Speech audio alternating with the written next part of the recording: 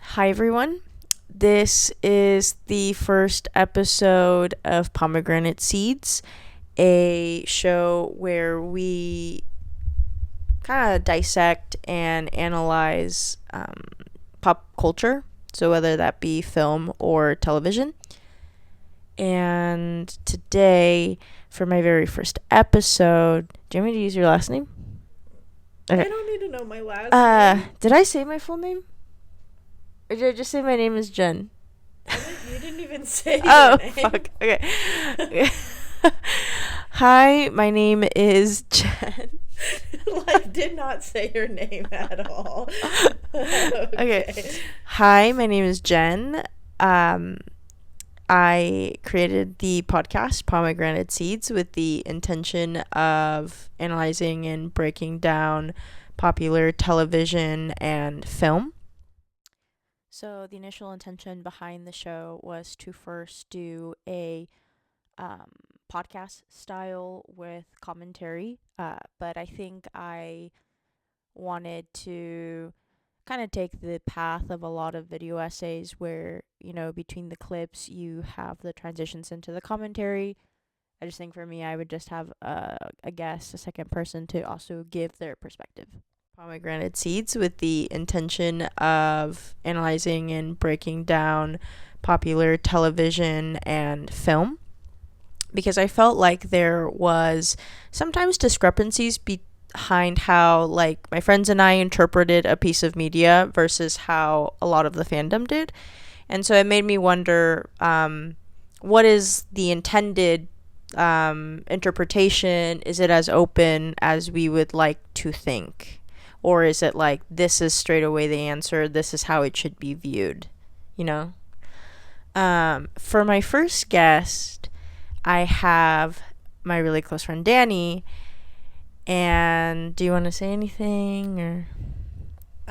Just that today we're gonna start off with Sex and the City, which I thought for the longest time was like, this. And this is Sprout. Yeah, this is Sprout. He's probably gonna come, and he's a whore. Yeah. So, I thought it was something that only like my mom watched when I was a kid, and was just kind of.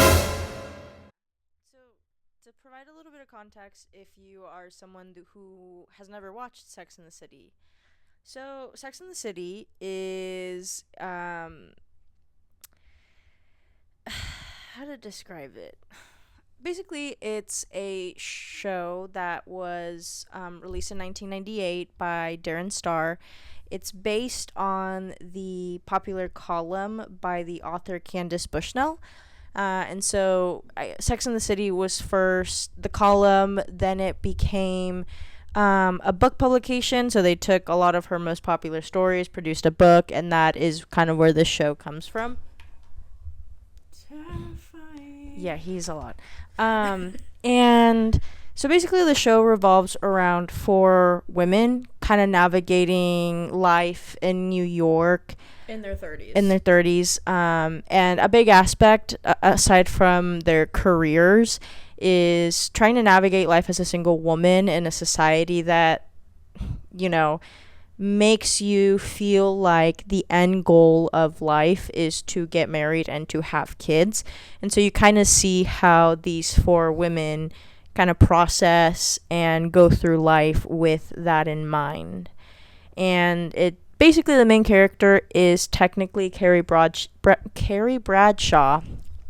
who is played by Sarah Jessica Parker, but you also have Kristen Davis, who plays Charlotte York, Cynthia Nixon, who plays Miranda Hobbs, and our iconic Kim Cattrall, who plays Samantha Jones. So I thought that when talking about how we view the show, we could break it down by, I would say the two biggest forms of commentary that I see is the views on Carrie and Big's relationship, also the perspectives on Charlotte and Harry, and then ultimately I don't know if you've seen videos like on TikTok or YouTube where I think a lot of people put or like use Sex and the City to support like gender-based views on relationships, which is really interesting to me because and we can delve into this like more into the episode, but I find that they'll be like, this is why you shouldn't have, like, this is why you should have done this instead of this, because if not, you're going to be like Carrie. And it's like, I don't think that that's the show's intention, but I also think that the show at some point doesn't really realize what it wants anymore. Because do you feel like there's like a shift in tone sometimes in Sex and the City when it becomes more mainstream? Yes, I feel like when it comes to the beginning of Sex and the City, it's very much exactly as you put it, like 30-year-old women trying to navigate life in New York. First of all of them in some capacity are successful, right? So they've already lived their lives. They've already kind of navigated the shitty 20s, right? They're in this place where they're comfortable with themselves, their identity. They're maybe not the most financially well off, a few of them, but for the most part, they're living on their own, independently, like they can take care of themselves, right? And so I feel like towards the end of the show, it's very much about how are they best going to be supported by others, when in reality it feels like that shouldn't be something that's part of the show, right? Because they've already shown themselves as these independent, strong women.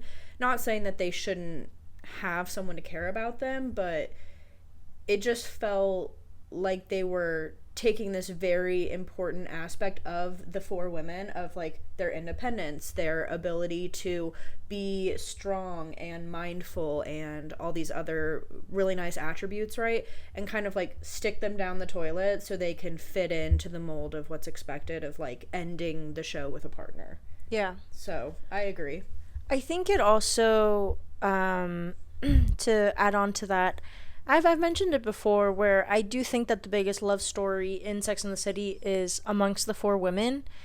Where I think, to me, I felt like the show was trying to show you that love isn't the most ultimate form of companionship, right? You can, because when you look at all of the partners that the women hold throughout the show, right?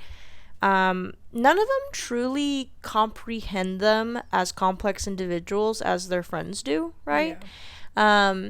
And even Charlotte, as, because I feel like honestly Charlotte had a lot of character growth in the show. There's like this one point where she realizes that love, or like romantic love, isn't the only or the truest form of love, right? Which is why there's that scene where she tells them, like, what if we are each other's soulmates? Like, we're always here for each other, we're always supporting each other, and the men in our life are just men in our life, right? They can come and go, but we are going to be the most like consistent aspect of each other's life. Yeah.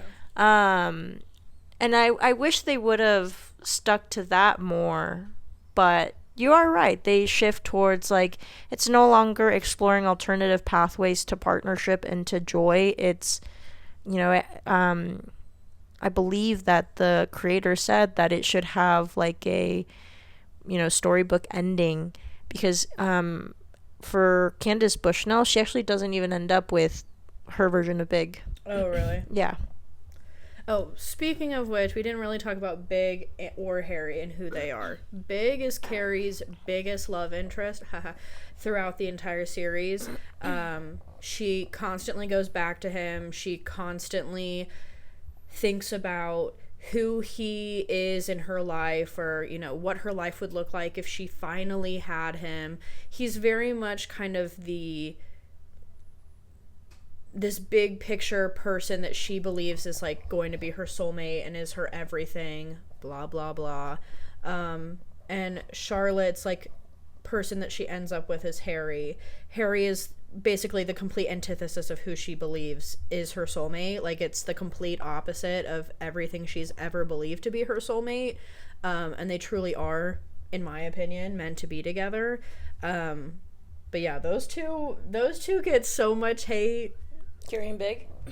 No, Big and Harry. They get so much hate for no reason. Well, I think you capture like what you said about Carrie, or what you said about Charlotte and Harry, with Harry being the like antithesis to everything that Charlotte thought that she wanted. I feel like that could also be applied to Big and Carrie, where Carrie is Big's Harry. And we'll talk about it. Let's start there. So Big and Harry, or not Big and Harry, Charlotte, no, wait, I'm Carrie and Big. There's a lot of names in this show, okay? Difficult. So Carrie and Big.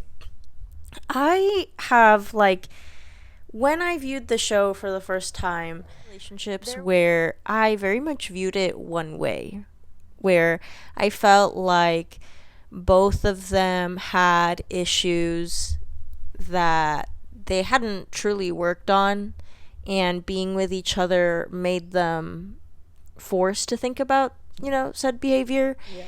And, I also textbook avoidant, textbook anxious attachment, right? Having to work having to form a relationship amongst one another. And I remember, like, watching a lot of commentary from other creators, and there's one actually that kind of stuck with me. It's from the user Cecilia Regina 275 on TikTok, where she made this whole breakdown on Big, and I felt like I was gonna have a stroke because I watched the video and I very much disagreed, but then everyone in the comments was like, this is an academic professor level worthy argument and analysis. I have not seen the video. I can show it to you. It basically, and I'll quote some of it. Mr. Big is isolated socially because of what he did to his ex-wife. Women rule the social scene. Women make the social connections. That is why he is so excited about Natasha. Mr. Big did not go younger, meaning like marry Natasha, who is a lot younger than Carrie and significantly younger than him, as a flex. He went younger because he couldn't get a nice woman of his own generation. Big has made all of this happen because this is the kind of life that he wants. But when he has an affair with Carrie, he screws it up, which is why he moves to California. Big never wanted to settle for Carrie while there was still a chance he could do better. She is a reminder of his fall from grace, of the life he left behind.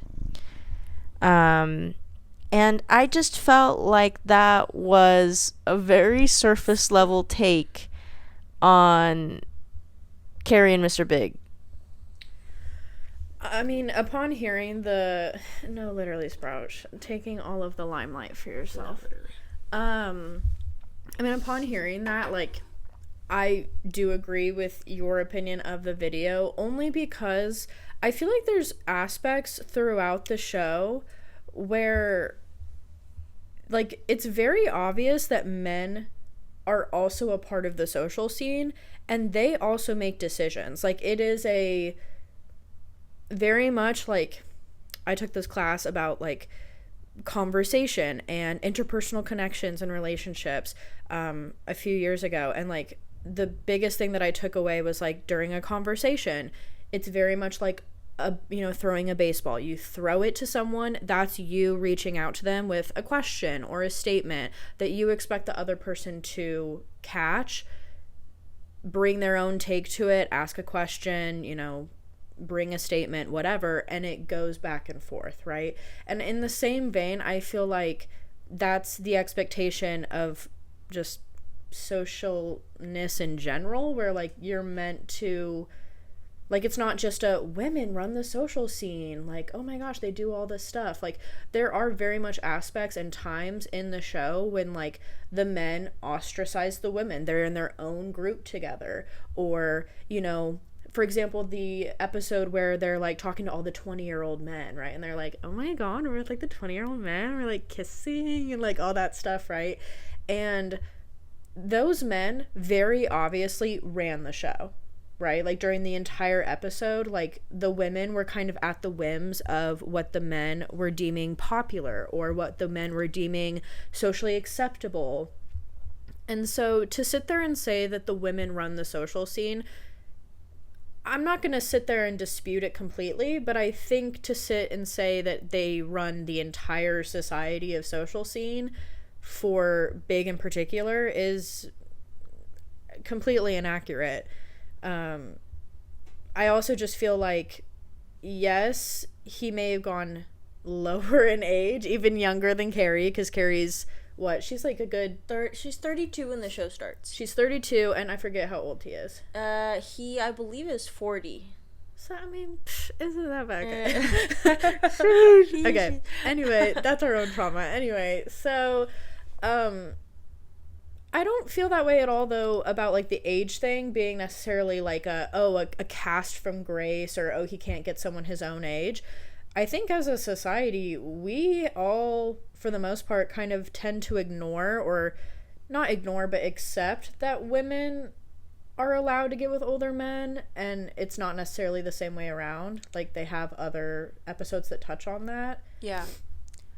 Well, I think, like, in terms to that first statement of, like, women rule the social scene, and he, like, needed someone, you know, to his, like, on par with his social standing to maintain his place in his world because of the whole, like, you know, cheating on his first wife. To that I say, do you remember the scene where he gifts Carrie this ugly, like, the super ugly bird purse? And it was ugly. And she's like, I don't know why he would buy this for me, but then he takes her there, and all of the women have, like, some aspect of the purse. To me, I felt like if he really was someone that was outside of the social scene, like, he wouldn't, you know, be going to social settings, right? Oh, 1 second. I'm about to sneeze. I can feel No, you're it. fine. Like, I can feel it. Of course. You know what? If it comes, it comes. That's fine. Just Okay. go off. But I feel like if he really was ostracized by the people in his, like, social group, like, he wouldn't be invited to social gatherings. Because she doesn't really mention that particular scene. She only mentions the fact that most of his friends is, like, that one divorced guy who hates his wife and talks shit on her. But I feel like maybe one of the reasons why we don't really see a lot of his whole social life is because, like, the show is primarily through Carrie's eyes. Yeah. And I feel like the one instance when he tried to have her fit into his social circle, she kind of fucked it up. Yeah. Like, she, because first of all, like, I get that the culture was different, but who just, like, lights up a cigarette in someone else's home when you don't know them, and then gets mad when she goes, you can't smoke in here, like, you can smoke outside, but you cannot smoke in here. And then she starts acting up, and then, you know, and then she kisses the server and has him spend the night at her place that same night. I feel like if Big did that, she would be literally rolling on the floor, like, screaming, crying, throwing up, shitting herself. Like, she would be in arms. She would have bought a gun already to have killed him. And yeah, I don't know. I could kind of see it, but I just don't think that there's enough. I don't really think there's enough information for us to, like, say that he's socially ostracized. Because not only that, I think if he truly was socially ostracized, I think that it really would impact his career, because I think, like, Mr. Big, just like honestly the other characters in the show, how you act, how you socialize amongst the people, like, who work in the same spaces as you do, influence how you know, how successful you are at your job. And maybe you could make the argument that he's already, like, such a higher up that it doesn't matter. But I feel like if that was still the case, I don't think that him having a messy divorce would still impact his social setting or his social, like, standing if he was as, like, influential in that career space. Do you know what I mean? It's like when you see, like, directors who are really famous or actors who are really famous and they get away with a lot of things because of their already like reputation, you know? Yeah. I mean, to that, I can agree. I feel like there's a level of, I mean, you know, because when people do really bad things, they're over here like, goodbye, you know, I mean, I would hope, right? And for the most part, yes, like, you know, people be like touching on kids or whatever. Like, obviously, I would hope they would be Canceled and socially outcasted. But I feel like, as you mentioned, like with Big, he's already like what, like a fucking CEO or something, higher up person in his company, right? Like he's like way up there. And so I'm gonna bet that like the low lives of his work have all gone through divorces. They've all done some stupid shit. Like I just feel like that's such a out of his spectrum thing to be worried about. I feel like really the only thing that impacts his social life or his social dynamic is the fact that Carrie is not already in the social space that he is in. I think that is the only thing that he believes impacts his social standing, which is why he bought the purse in that one scene for her, because he was like, oh, I really like you. I want you to fit into my world. I want you to see society the way I do, or I want my version of society to see you the way I see you.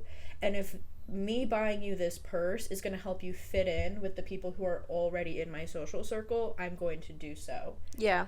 And I don't necessarily think it was out of malicious intent. Like, I think he genuinely was like, she be wearing quirky shit, because that's like such a big part of Carrie is her fashion sense.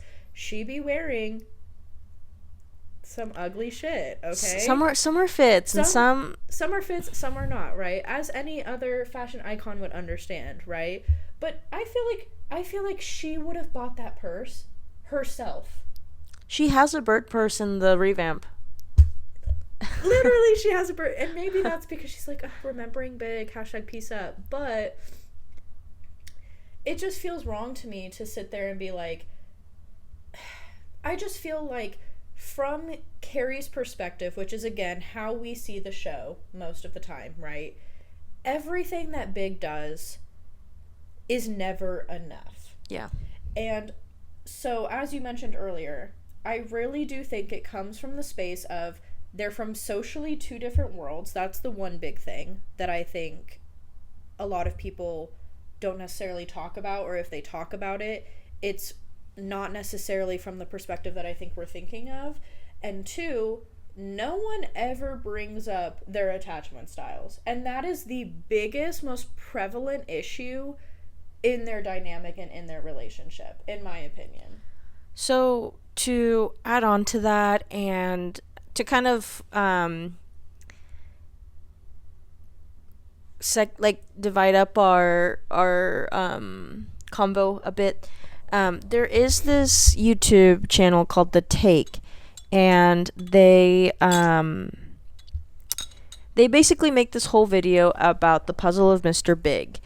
And I felt like the video was interesting because there's a couple points that they bring up that we can kind of delve more into. But when examining Carrie and Mr. Big's relationship, one of the factors that they say plays a role in their tumultuous on and off relationship is that it's mentioned in the first episode that Carrie has never really experienced a big love, right? How big? I know, we keep saying big, and I'm like... She's never experienced a grand love, right? And she asks him, like, have you ever loved anyone before? And he says absolutely, right? I think that, which I think can also play into the whole avoidant attachment, which we'll go into, but I do think that plays a role in that they're in very different like stages of life, where he has lived the supposed end goal of your life, which is to be married, versus she hasn't. There's the whole, I think, anxious and avoidant attachment styles that come from it, and then I think the show or the YouTube channel the video brought up a really interesting point. Like, when you look at, like, Sex in the City through a, like, almost like as if it was literature, right? Mr. Big represents New York and the relationship that Carrie holds with the city. Because do you also remember when she has, like, this date that then goes bad with New York, like, towards, like, the later seasons, and then it rains, and then so the show also brings, or the YouTube video also brings that up. But I thought we could talk about first the whole anxious and avoidant attachment, and talk about where Natasha fits in. But I did want us to cover the questions of, why do Carrie and Big struggle so much as a couple, which should be our first. Why does he choose Natasha? Why does he immediately marry her after meeting her in Paris?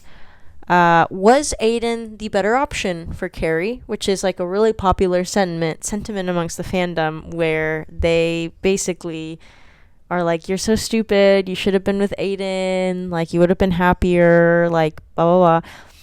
So I wanted to answer those 3 questions. And so let's start off with, why do Carrie and Mr. Big struggle so much as a couple? Well, this is my take, right? This is my opinion, okay? That's my opinion. No hate, okay? My big frustration with Carrie and Big's relationship, and, you know, we've discussed this in our own time. Yeah. Is Carrie, again, yes, the anxious and avoidant attachment styles come into play here.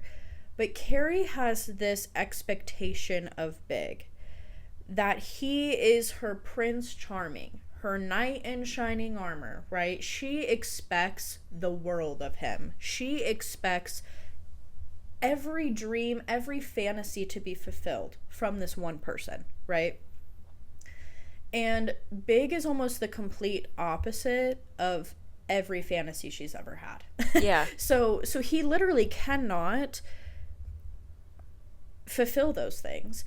Really, the only thing that he fulfills for her that is from the beginning something that she wants is, like, he's rich, right? Like, yeah. He's rich, and she's like, oh my god, slay, like, rich king, you know? It's good on paper. Yes, good on paper, but in reality, like, they're so vastly different. And I think on the opposite spectrum, it plays into the same thing with Big, where, you know, Big socially is expected to date a certain type of person, be with someone of his own caliber, right, in that social circle, social setting. Someone who is very similar and has kind of lived the life he's lived and would honestly socially be the most relevant out of the 4 girls that fits his narrative is Charlotte. Yeah. Right? So Charlotte and Big are very similar people. They come from the same background. And I just think their ideas and their perceptions of how love is supposed to be based on their own social background are so completely different that when they meet each other and they have this intense, immense chemistry, like, it's so strong and it's obvious that they have this, like, very beautiful, very passionate, very fun love together, that when they go into the real world, it becomes like this war zone. But when they're together, it's very much this peaceful, mostly peaceful until they bring the social outside world factor into it. But when it's just the 2 of them, it's like this super beautiful, like, caring, loving love, where they get to just be themselves, free from judgment of the outside world. It reminds me of a more tame version of Adam and Hannah from Girls. That's a whole different episode, Lord. Yeah. I think, like, the way that I had always viewed Carrie and Mr. Big, and why ultimately it doesn't work out immediately for them, why it takes years, is that kind of like what the video, the hot take says. I think that both of them are not only in very, as you mentioned, different social settings, they come from different stages of life. where, you know, Mr. Big has been married before, is probably going to look at love with more like skepticism than before. Is probably more wary, more careful, just to not make, you know, the same mistake. Yeah. And, you know, Carrie on the opposite end hasn't really experienced that, you know, grand love yet. That this is her first time. Has, I think, different expectations because she still has not experienced like how love can change you, right? Whether it goes well or if it goes bad. But I don't know. That's kind of how I always viewed them, and which explains why he wants to go slower and she wants to like move things up. But then here's my thing is that I feel like Carrie doesn't even really know what she wants, because there's a lot of points in the show where she's comfortable with one thing, and then as soon as someone tells her like, oh, like I heard that this is normally how things are supposed to go, she starts freaking out. And then she goes to him for reassurance, and I feel like a lot of the times he kind of does give her the reassurance, maybe not in the way that she wants, but in the way that he can give. At least that's how I kind of perceived the situation. I can agree with that. I feel like there's plenty of times where she goes absolutely fucking bananas about something. And instead of just communicating it to him directly, actually, before I even say that, I just want to say their communication styles are so different because of, like, their attachment styles, right? So, like, he's very much someone who... he likes to be by himself. He likes to keep things close to his chest until he is 100% comfortable discussing those things, right? He doesn't see the need to just yap, right? Like, he's like, if I want to tell you something, I'll tell you. And if I don't want to tell you, I won't tell you. That's just life, right? And Carrie is very much the opposite, where she just wants to be like, oh my god, she almost sees communication as the way to be closer. And I don't think he sees that at all, because if we notice, he very much puts all of his time into Carrie. That's how he shows his care, right? He hangs out with her so fucking much. Like, he is around her all the time. And I feel like acts of service is kind of his way of showing he cares, you know, putting money in. He's just not, he's not a man of words. He's really not. Which the movie confirms for us.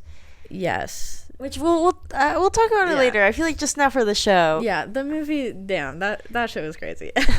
Both of the movies were crazy.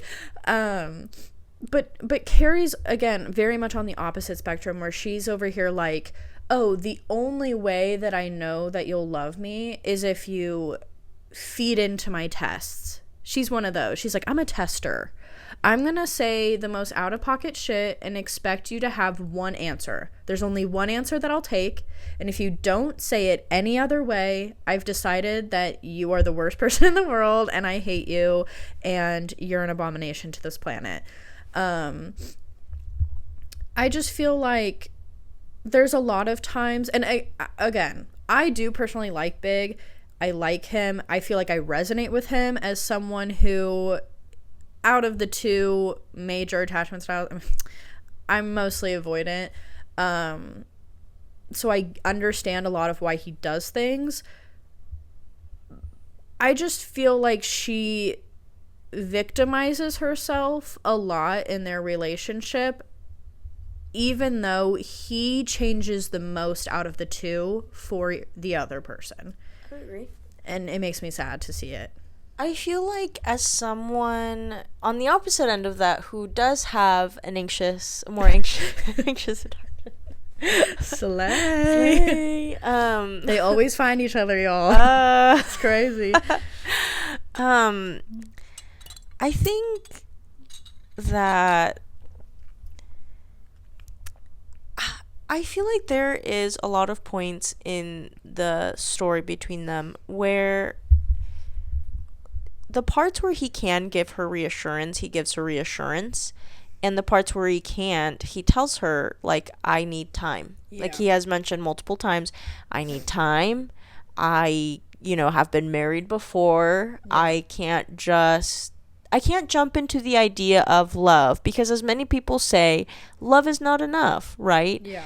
And I always, like, I feel like, if, as someone, with anxious attachment, if I was in her shoes, I think, I would have to decide, he's being honest with me when he can. And, I mean, even when he can't completely be upfront, he explains to me why he can't be upfront. And so I think to that, it's like, you then have to make the choice of, is it worth waiting for this person to figure out their feelings for me?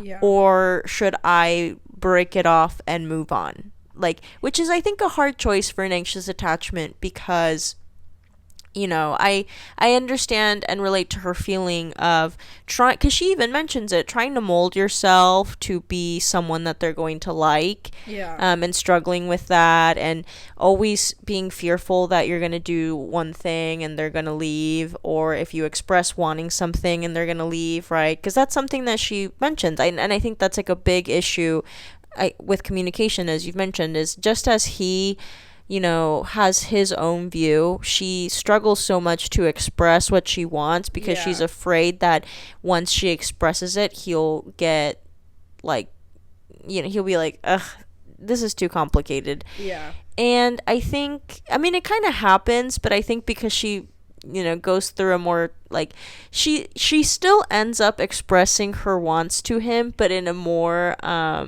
dramatic way, which I think, but I feel like he is very direct when he wants. I will give, there are points where he doesn't follow through on his directness. No one in this show is perfect. That's something I like about the show, right? Everyone is human to a degree. Big is no different. He makes mistakes, absolutely. I think he, out of the two, is way more direct and clear in his communication of if he wants something or if he doesn't want something, or if he doesn't want information shared, or if he wants to share information.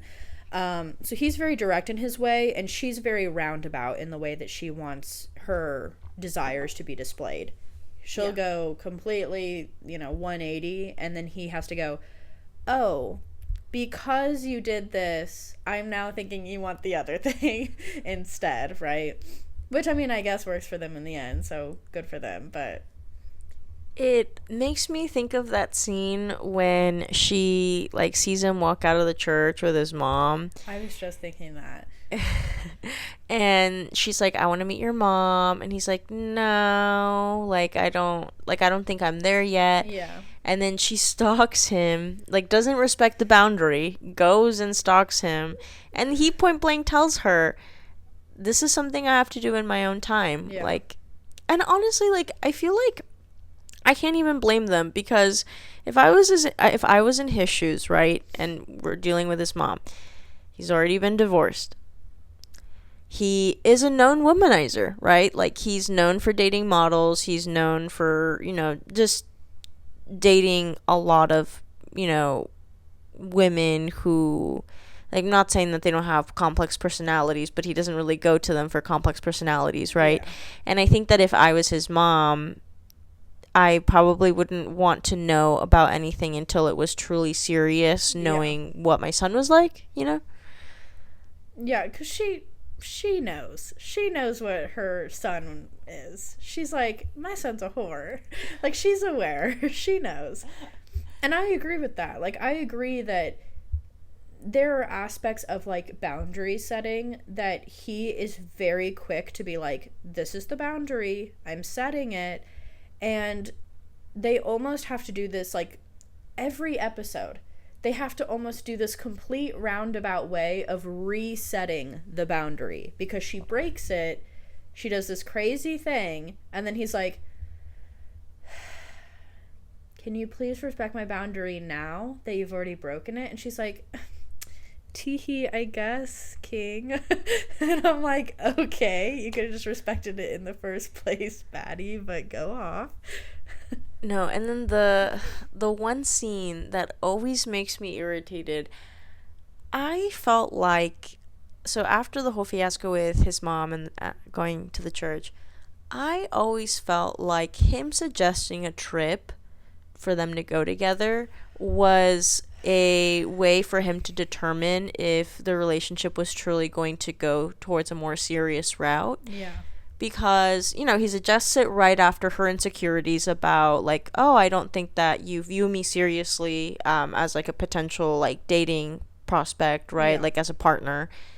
And, you know, I feel like if I said that, you know, if I said that insecurity to someone and they suggested a trip that they were planning, they were paying for, right? Like, they took all that time and effort. Yeah. To me, it seems as if, like, they're just testing the waters, because I do think a trip is a good way to test how you would function as a long-term couple, right? Absolutely. I don't know if you... I mean, I agree with the point. I definitely feel like I think we watched that episode together when you were rewatching it and I was first watching it. And I do remember just being literally so viscerally angry because I felt like I was big in that moment where I was like, kind of the same thing you were saying, where I was like, I feel like I show a lot of my love in being like, in considering the wants of others, right? And he considered her so much through that entire episode where he was like, I planned a trip. I'm paying for all of it because I know you're a broke bitch, right? She's broke compared to him, especially in this point in time in the show. You know, I'm showing you that I care about you enough that I want to spend however many days we were planning on going on this vacation together completely together, right? Because I doubt he was going to be like, yeah, let's hang out in separate hotel rooms and let's do our own thing, right? Like, the plan in my mind was that they were going to spend every day on that vacation together. They were going to do hobbies, that, you know, or do excursions or whatever it was that they were going to do together, right? So he was basically proposing to her the idea of being completely alone together, having unlimited quality time to just exist and be together. And I think for Big, that was a very big step to say, I'm not maybe ready for you to meet my family, but you are important enough to me that I want to be around you constantly. And I'm willing to put in the effort to show you that I care in this way, right? And I feel like she misinterpreted that so intensely that she ruins what they have. Like, they break up after that, for like their official first time. That's like their first official big breakup. And the whole time he's really looking at her, like, I'm replaying the scene in my head and I'm like seeing his face and he's literally looking so confused, like, the entire time that she's screaming at him and yelling at him and being like, how could you, and he's like, what the fuck? Like, he's genuinely so confused because he's put so much time and effort and thought into it, right? And instead of seeing it that way, she interprets it as, oh, you're trying to, like, get me away from the people in New York, and, you know, you're just trying to apologize for the fact that you don't want your mom to meet me, and, you know, this is your way of making it up to me, but, like, you should know that I don't want a trip. I want to meet your family. Like, why am I not enough for your family? Which, to a point, I'm like, I get, but all of that could have just been talked about and addressed. And I just think the fit that she throws really throws a hindrance in their relationship for a very long time, which is why he leaves. And he's like, okay. Well, I think also, like, I know a lot of people are going to make the argument of, oh, well, he was just trying to throw money to fix things, right? Like, to just, like, satiate her. Yeah. But to that, I say that, like, he doesn't really do that in the show. Like, he's really wealthy, and in some ways, like, You know, they're able to go to nice restaurants. They're able, like, she stays at his really nice apartment.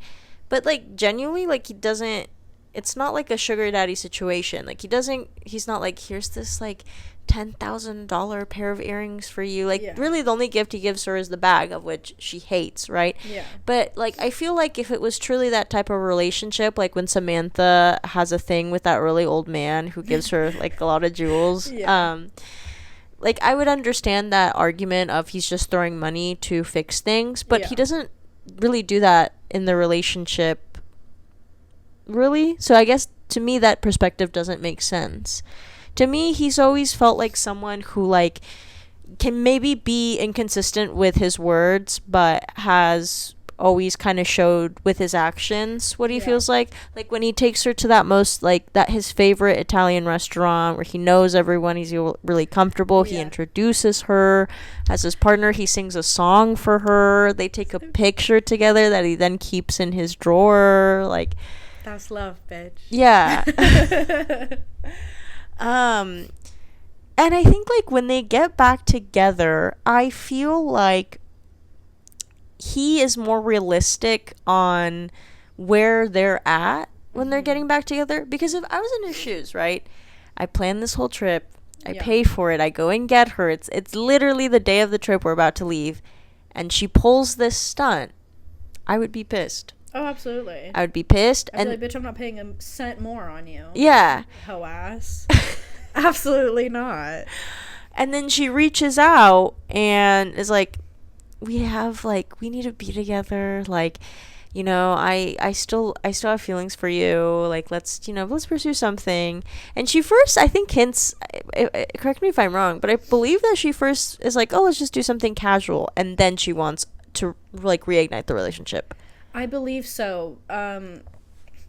Don't quote me, because I feel like I mean, it's been a moment since we've watched the show. We've obviously, like, consumed other media since then. But I think, if I remember correctly, she, like, sees him somewhere, and so he doesn't see her, and then she calls him up, and she's like, will he even pick up? And then you know, because she's stoic like that, she's like, oh my god, the drama. And he, like, picks up or whatever, and then she's like, hey. And he's like, hey. She's like, what would you say to us just, like, seeing each other? And he's like, sure. And then they hang out, and then after they hang out the one time, she's like, oh my god, love me forever. Yeah, it's the whole thing. Actually, the scene where he takes her to the restaurant is when they get back together. Oh, okay. Yeah. So, yeah, there you go. Well, because to me, I'm like, if I was in his shoes, and, you know, the ex-partner that broke things off after pulling the stunt did that and was like, let's get back together, I would also be hesitant to get back together with her. And I would also, honestly, that would make me want to take things even slower. Absolutely. Because, like, there's more uncertainty, right? There's uncertainty with Carrie, and I think that's, like, a really big scary thing for him, because when there was certainty in a relationship, things still went south. So I imagine, like, I can't even imagine the feeling of, like, well, I'm so uncertain of this person, like, the outcome can really go either way. Yeah. And I'm doubting it could go better than it did before with my other partner, when I was so sure of how life would go, and yet it still went bad. You breathe so heavily, King. Like, I mean, hear this. Yeah, I thought that he had chasma for a really long time. I keep taking him to the doctors, and they're like, he doesn't show any sign of chasma.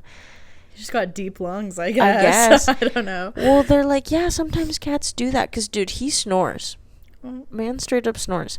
There's, like, a moment where I'll be, like, chilling, and I'll hear, like, a big snore, and it's, like, a little worrisome, so I go in, I check on him, and, like, he's fine, but it's like, they told me, like, oh, like, maybe try to keep, like air purifiers, so I do have them, and I think that kind of helps, but yeah, sorry, he be doing it. Yeah.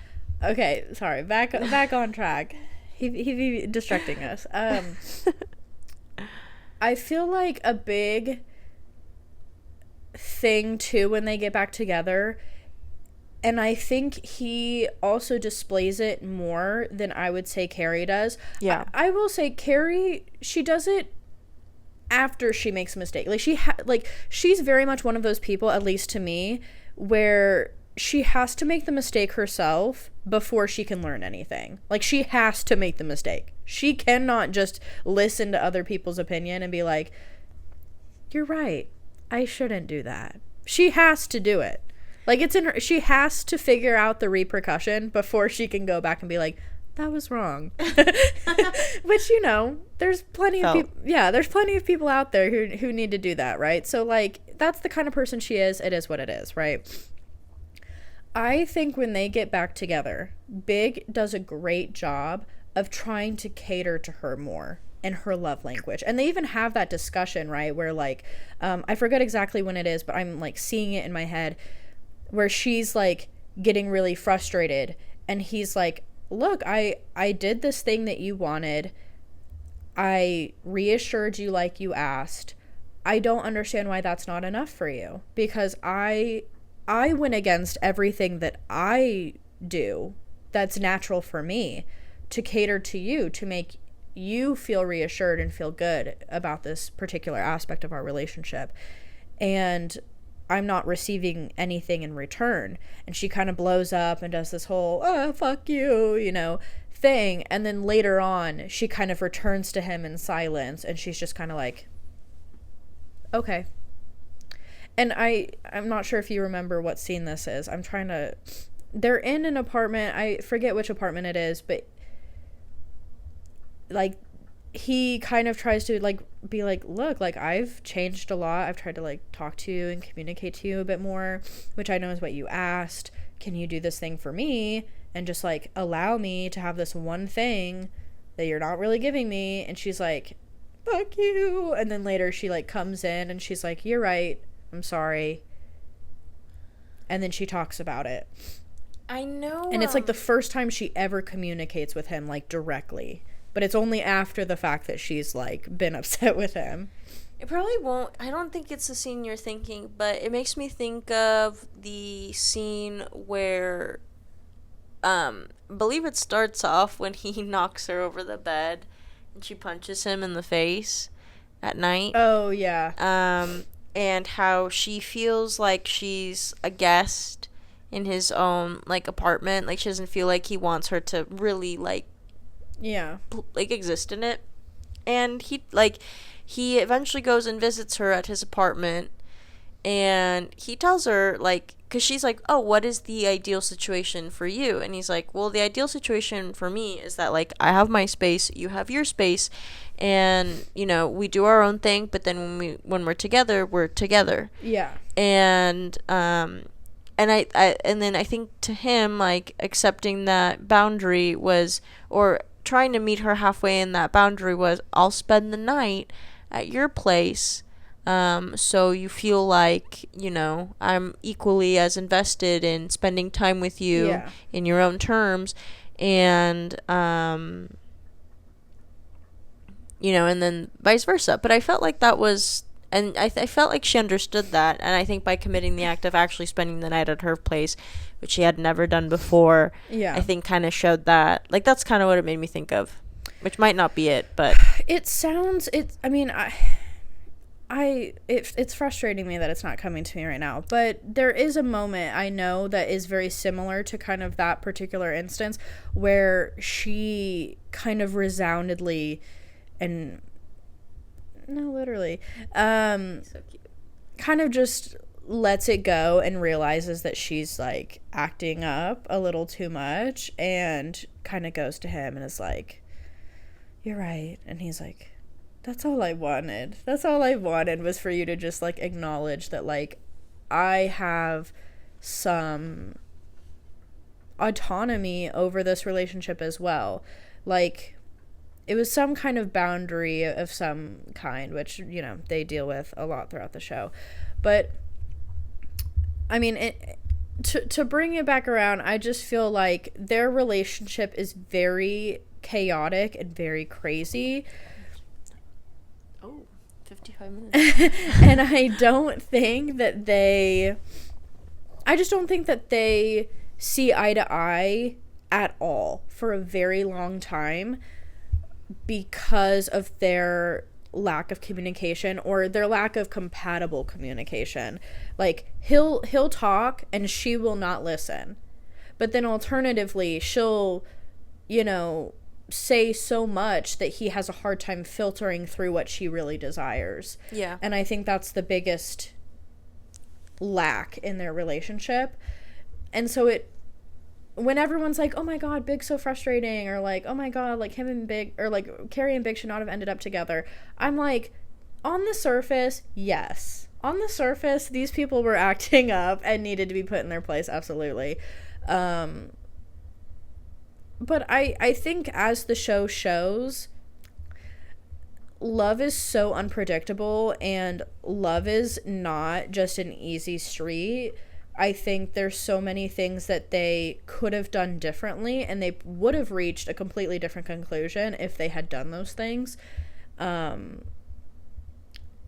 I think at the end of the day, what people really don't acknowledge about Big and Carrie is their genuine love of each other. Yeah. Like, they genuinely care about each other.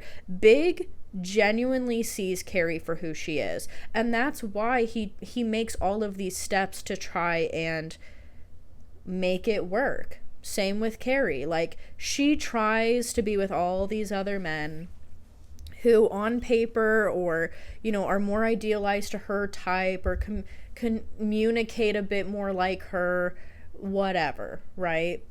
And they just never add up because they never really see her for who she truly is. I would like to talk about Aiden, but I understand if you want to wait. Okay. I really quickly, I did want to, so I feel like we spent enough time on the first question. We were going in, I was like, I'm irritated. So I do really quickly, before we move on to Aiden, I do want us to ask, or to answer the question, why does he choose Natasha? Okay. And it doesn't have to, we don't have to take the same amount of time as we took in the first section. We will edit, so it's fine. Slay. But what, I think, like, given everything that we've talked about with Carrie and Mr. Big, why does he ultimately choose Natasha, right? I mean, it's a decision that he ends up regretting, to my knowledge. That one user, what's her name? We don't not credit in this house. Cecilia Regina 275 views his affair with Carrie as like the ultimate betrayal and him losing something that he liked with Natasha. But I feel like there were so many instances even before the affair where he expresses how unhappy he was. So to me that like statement never made sense. Yeah. And again, we've discussed this like in previous conversation. Big and Charlotte are so similar, like drastically similar, and are parallels of each other throughout the show, I would say. Like, Charlotte makes this big mistake marrying her first husband, right? Because she believes, he's everything I've ever wanted on paper. He fits into my world, right? And I feel like the phrase, he fits into my world, is very, very reminiscent of Big and Natasha's relationship, because Natasha fits into Big's world. She's from his society, she's kind of up and coming. She's classy. Respectfully, Carrie, you're not classy at all. Like, you're a baddie for sure, but you're not classy. Like, she's not raised in the same class, first of all, social setting. Natasha is everything that is expected of Big. Yeah. Everything. And as we know, Big is kind of an outsider in his social circle. And not necessarily an outsider because of, he, cheated on his wife and, all this bullshit. But it's very obvious that while he he fits into the society that he was born into, and he masks very well in that society. That's not who he truly is. He gets along with Carrie. He genuinely likes the dirtier underbelly of the city. Like, he wants to be a part of that world, and Carrie is that gateway into that world. Yeah. It allows him to kind of draw and be himself. And Natasha is not someone he can be himself around at all. It's who he's supposed to be, but it's not who he truly is. And that's why I don't think it worked out. I think that there's more authenticity in the space, like who Carrie is and the spaces in which she inhabits. Yeah. I think, like, I mean, there's even that one scene where she's like, why her, right? And Yeah. he even goes, for us, it just kept getting harder and more complicated. And I could see him, like, because I think Big is just like Carrie and just like all of the characters in the show, where they desire partnership. Yeah. I think that a lot of them learn that partnership doesn't always have to be a romantic relationship, but a lot of them crave it, right? And a lot of them, I think the biggest alluring, I feel like the biggest alluring aspect of partnership, both in the show, but I think in real life, is I think romantic partnership gives a lot of people comfort, because it's the one person that's like expected to be by your side, like as you change and you know, grow older. Yeah. Which I think is like a thing I like about the show, because it's like, no, I mean, it could also be friends, like, because if you think about it, those three are like literally the loves of her life. Like he even asks for their approval when he wants to go to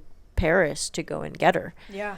And he knows how important they are to her.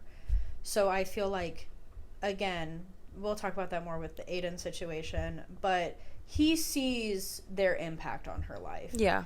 And I'll be honest, Natasha does not give him that. Does not give him like, she may be a more clarity driven person, where it's like he knows the expectations of being with her. He understands the rules when it comes to being her partner, being in that world. I can't imagine, though, how isolating that must have been to be in that relationship and to know that you can never really be yourself with the one person you're married to that you're supposed to be with. Yeah. Well, also, when he tells Carrie, like, my whole apartment's beige, like, my whole life is this way, like, he seems as if, like, oh, something in my throat.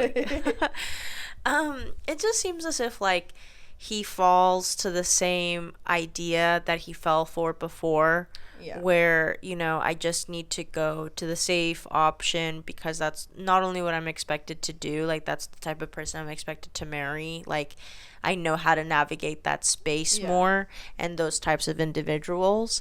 And because I would even extend it to Natasha as well, where I think when, like, after the whole affair thing, and, you know, Queen loses her, like, tooth and has to do, like, those implants, and it doesn't really match the rest of her mouth, you could tell that there's an immediate, like, shift in costuming, like wardrobe specifically.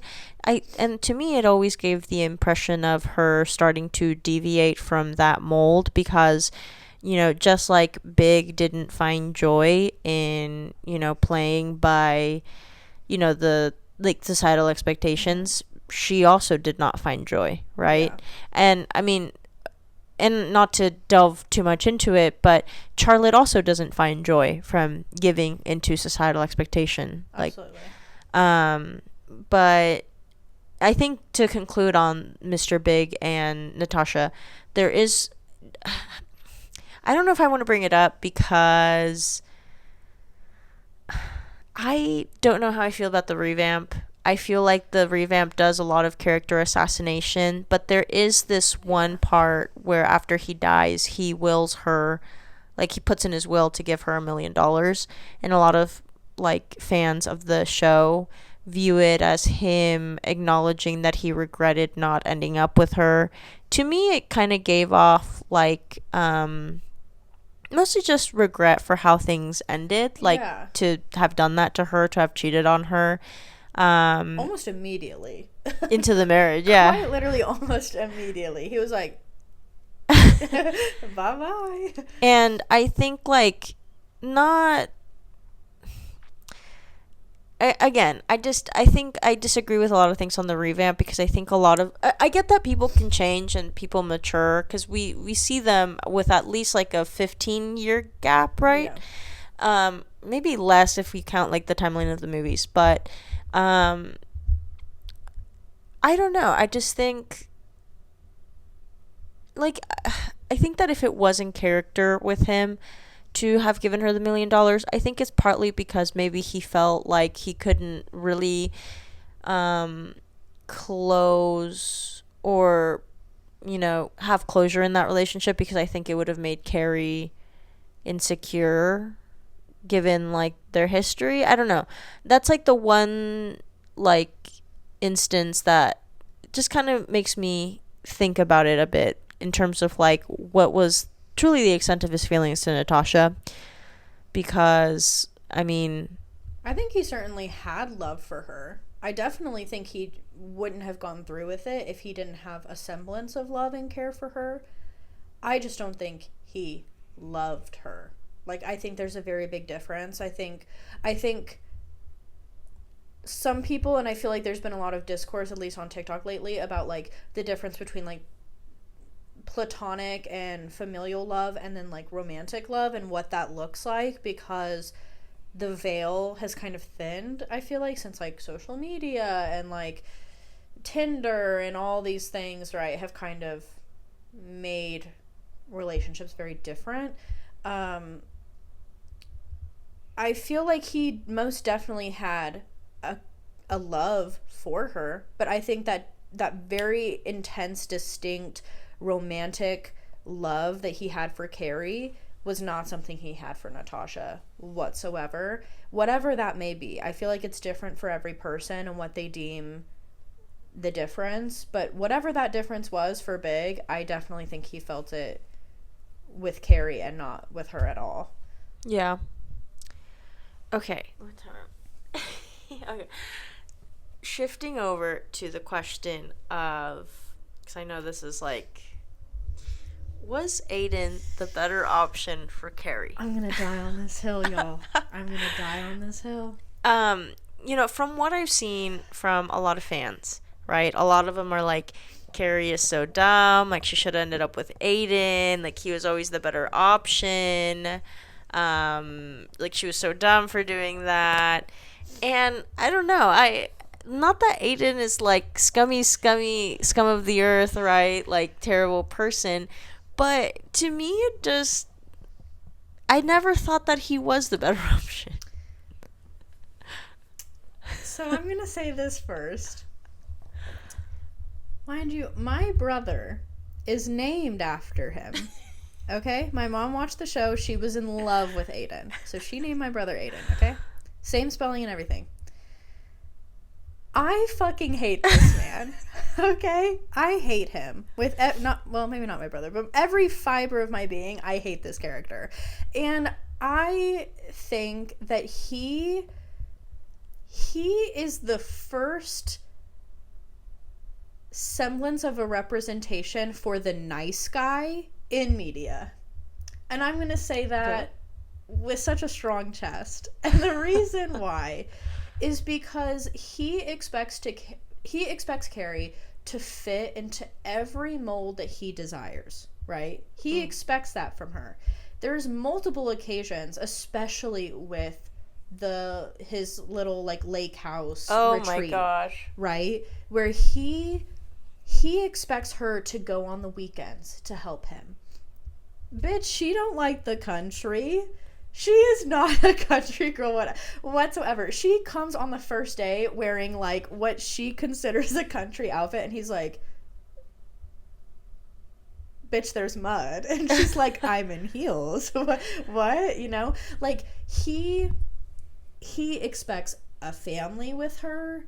He expects to get married with her, even after she says, I'm not entirely sure marriage is for me. Like, I don't even know if I want that. He creeps himself into her space. It's his idea, first of all. She never brings it up. He goes, oh, the apartment next to you is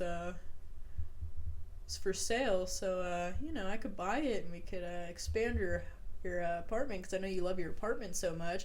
And she's like, oh, sure, because I'll be honest, she did a lot to keep him. Yeah. I feel like after Big, she thought that this was all she was going to get. Yeah. And I think to her, she was like, he's nice enough. He treats me well. He's nice to me. We have okay sex, so it must be love, right? And all the time, you just see her confidence dip so much in that relationship. She questions herself, I would say, and I would argue, more in her relationship with Aiden than she does with Big. Well, here's what I'll say. Here's what I'll say.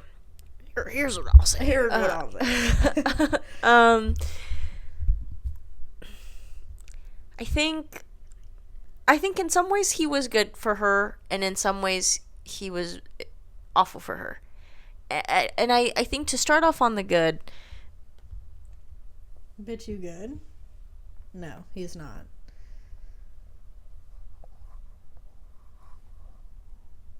No, take your time. Yeah. Do what you need to do. Can you...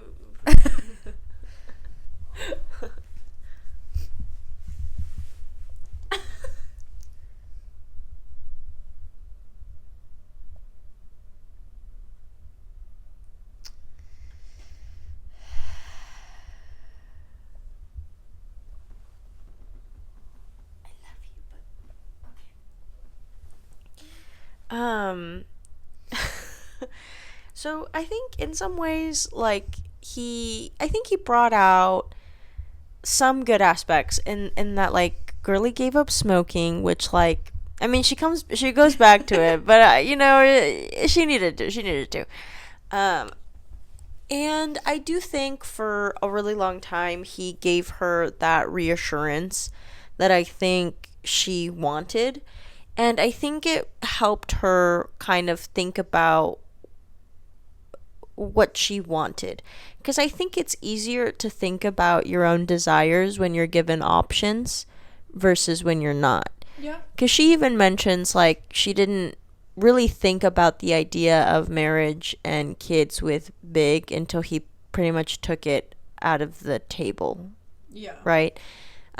So I think in some ways that reassurance was nice, right? To have someone who is committed to you, who, wants to build a life with you.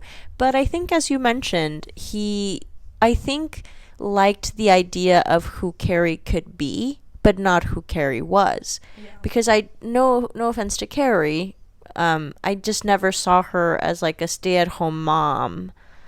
Like, to me, that's a life more for Charlotte, and it's a life she wants, right? Yeah. But I just never saw that as something that Carrie would want. And honestly, like, if we talk about, like, the first movie, Carrie doesn't even really want marriage until she goes to that auction and she, like, interacts with that woman whose friend who was selling all of this jewelry, right, never got married, and her only source of wealth after their breakup was through the jewelry, right? Yeah. And then she gets scared that could be her one day. Yeah. So I don't know. I think, to me, the biggest tell that they were, like, that they shouldn't be together was when they moved in and he, like, chastises her for her closet space. Yeah. And, like, instead of taking accountability when his dog chews up her Manolo Blancos, I feel like that was a big sign that they were never gonna really work, because I don't really think he respected or understood who she really was as a person. Yeah, I agree 100%. I think I can sit here and say, like, yes, he gave her the reassurance that she wanted. That was a positive in some way.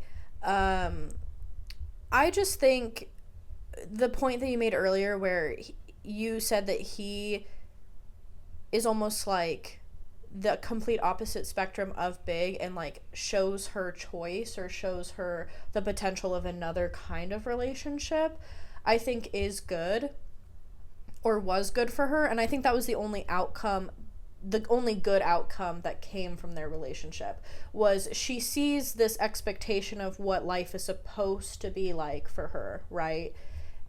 She is a force to be reckoned with, right? Like, you know, love her or hate her, you have to admire her in some way because she always does things the way she wants to do it, right? Yeah. She will always be an individual through and through. And so I think it was very much needed for her based upon her way of realizing mistakes, again, as going straight through the mistake and doing it.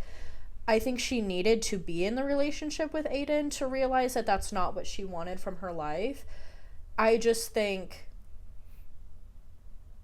it frustrated me so much to hear from other viewers that that was the life she should have had, because I'm like, were you guys even watching the same show? Yeah. Were you? Because that's not the life she wanted at all. At all. She is not that kind of person. She always thinks to herself, oh, maybe I should do that. Maybe I should be this person. You know, again, Carrie's a good person, but she's insecure. She's extremely insecure. She cares so much about what other people expect from her life. Hello. And, you know, want from her life and the expectations of, you know, women at the time. And so I think every single time when she is sure of herself and she's sure of a decision, someone in the world, someone in this New York time, right, will say something to make her doubt herself. And Aiden does that so often. He will continue to, you know, she'll state something and she'll state a boundary and he'll kind of almost go, ew, that's your boundary?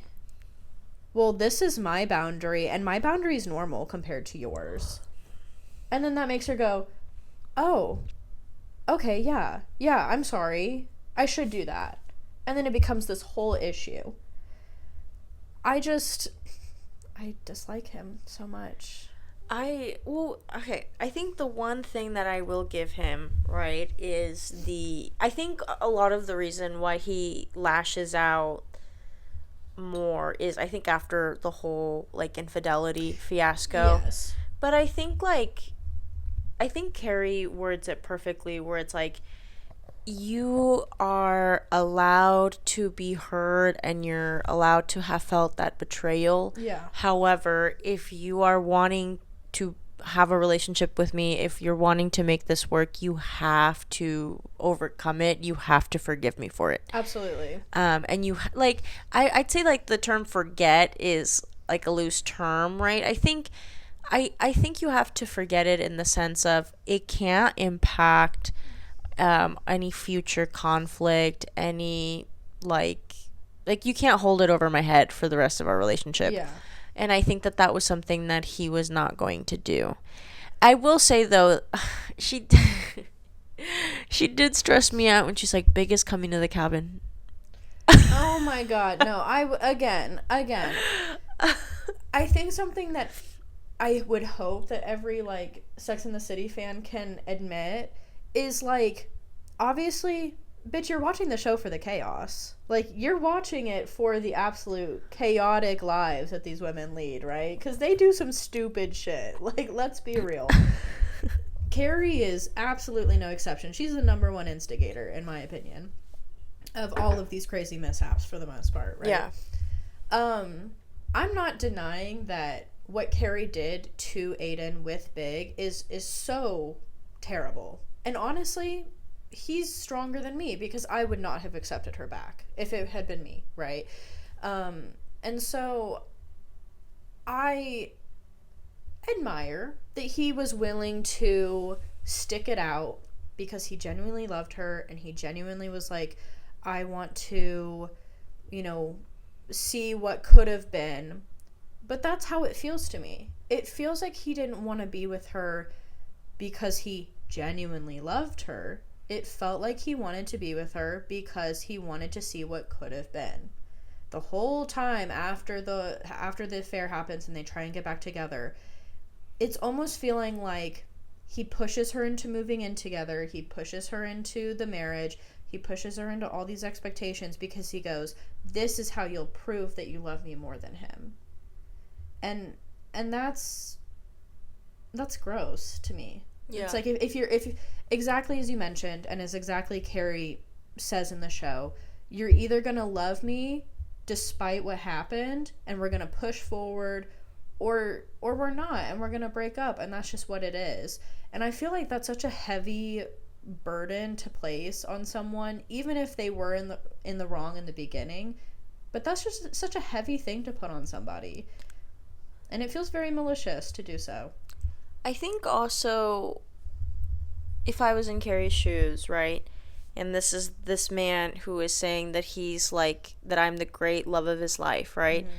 And then the next time that I actually see him after our breakup, he's married and he has a kid?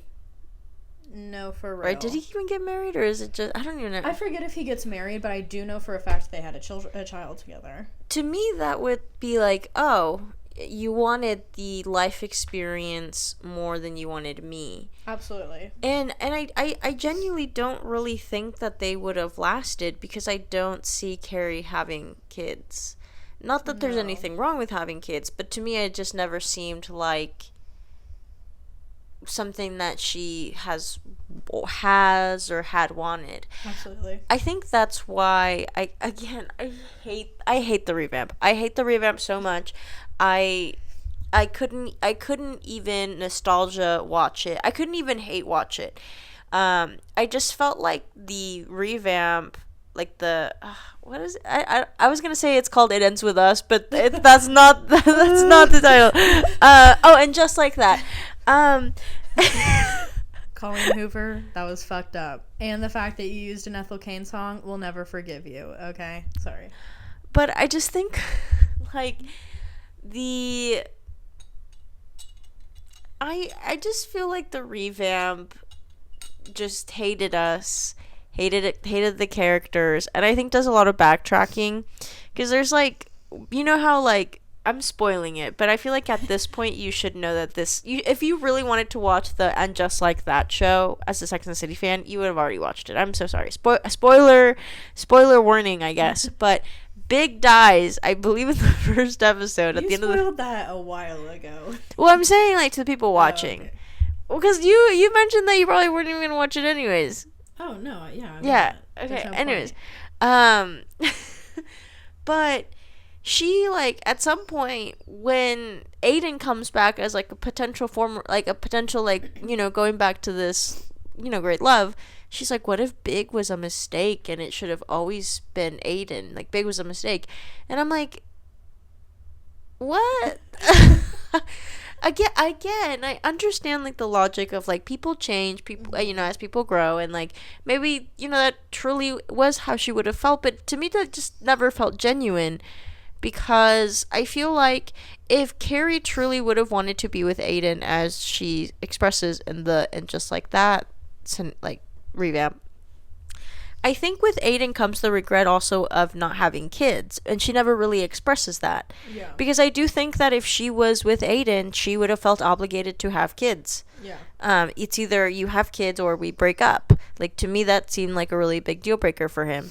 But I don't know. I'm angry that canonically speaking, he's supposed to be Endgame. Like, it makes me mad.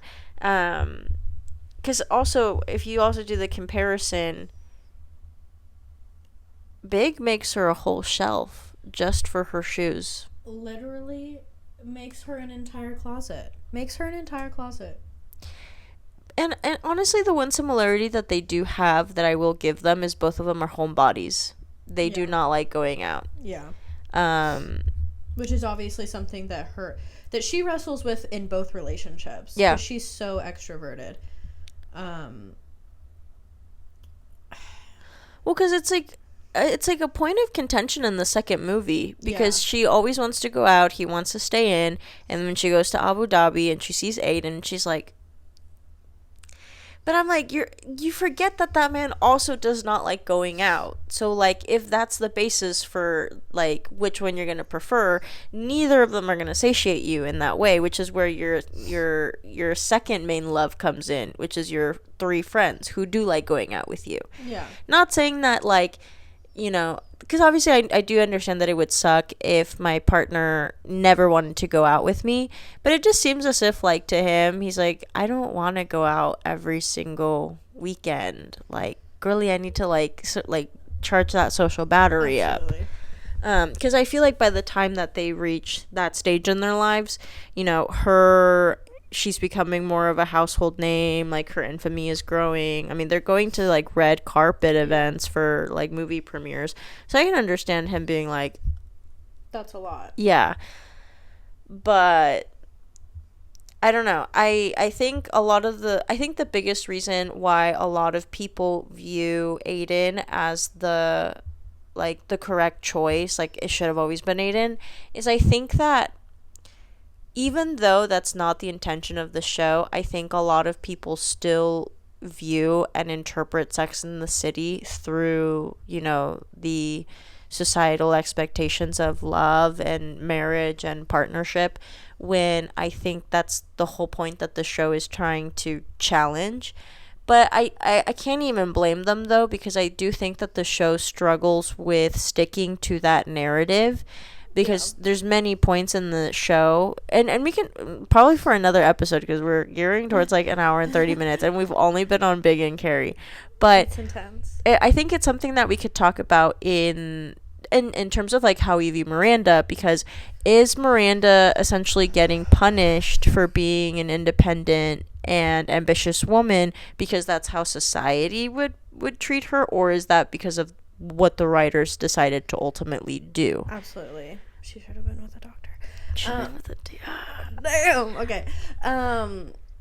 No, I was gonna absolutely say, though, like, you're spot on with that, in my opinion, as well, where, like, you mentioned at the very beginning of this that you were like, oh, or that the person whose, like, whole show this is based off of, or, like, her articles or whatever, she even says, she's like, oh, the show to me needed a picture-perfect ending, right?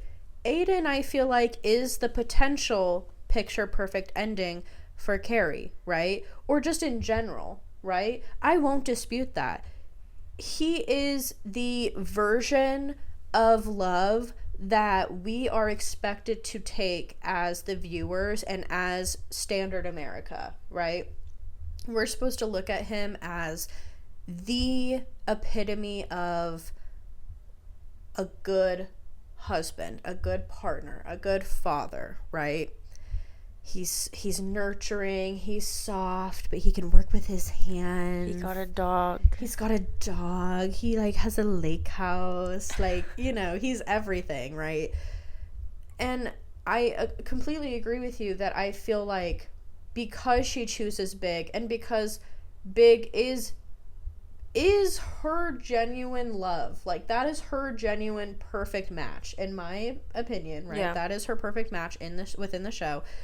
I feel like all of the people who are used to the picture perfect ending in shows and are used to the happily ever after being the same every single depiction, it's hard for them to wrap their heads around the fact that Aiden is flawed, because that's not what she wants. He's perfect for so many other women, which is why he easily finds someone to either be with forever or marry and have a kid with, right?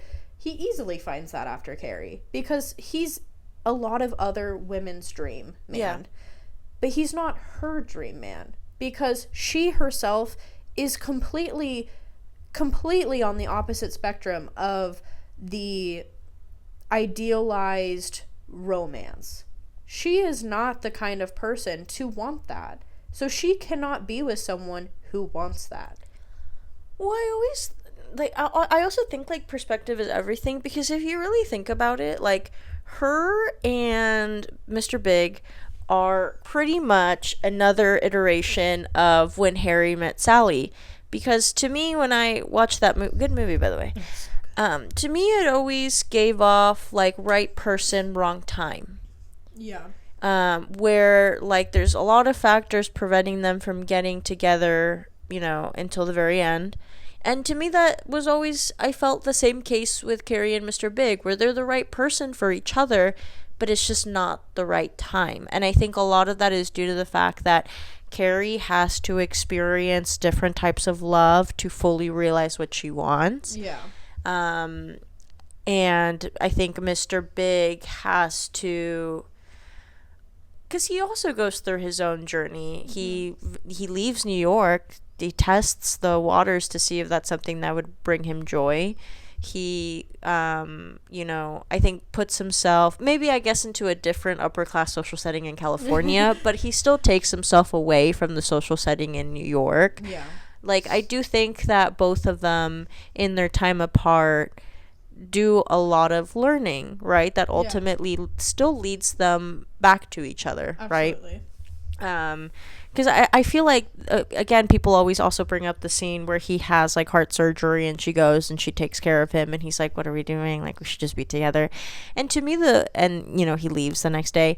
And to me, I think what that made me think of is like, I feel like if I was in his shoes, you want the feeling, I feel like he wanted to be with Carrie because he wanted to be with Carrie and not because he felt like, because she did this when I had open heart surgery, that means that she's the one. Do you know what I mean? So, I don't know. I wish that we would view them with that nuance, because they really are right person, wrong time. I genuinely believe that, like, if we're going to that particular scene, if it had been anyone else, he wouldn't have listened. Because, like, that's a big thing, too, is, like, he's pushing himself so hard. Because he's like, I'm back at it again. Open heart surgery, recovery, slay. He's, like, living it up. And she is the only person who, one, even checks on him. Like, she is the only person to check on him. That probably meant so much to him, number one. And number two, when he starts straining himself, she literally goes, what the fuck are you doing?